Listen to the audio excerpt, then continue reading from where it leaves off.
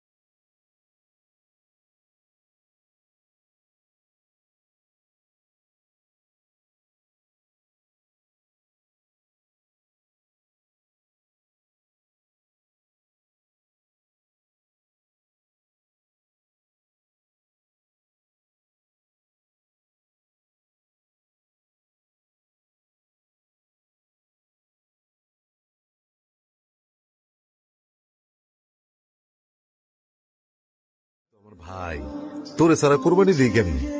ঈদ মোবারক। ঈদ মোবারক ভাইজান। আর এভাবেই পূর্ণতা পায় আমাদের ঈদগুলো। ত্যাগেরই মহিমা ছড়িয়ে যাক সবখানে।